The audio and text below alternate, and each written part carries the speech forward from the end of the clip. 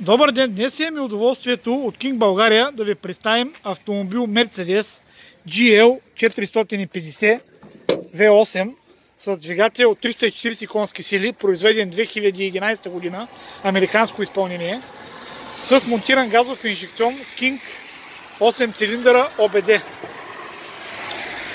Изпарителът, който монтирахме, е Magic с мощност до 450 конски сили, много мощен и подходящ за автомобила.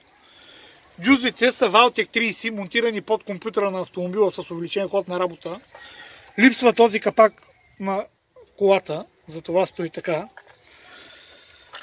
Компютъра, както казахме, е King 8 цилиндъра OBD с постоянна OBD връзка и корекция на горивото до 25%, зависимост колко гориво иска автомобила, и също така има изчистване на чек лампата, ако случайно светне.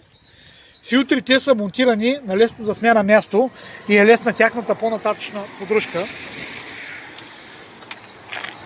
Копченцето по избор на клиента е монтирано в купето на автомобила на удобно за виждане място с показания на нивото на него.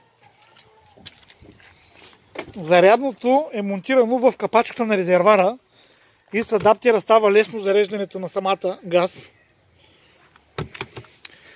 Бутилката се намира в нишата за резервната гума и е с общ обем 60 литра.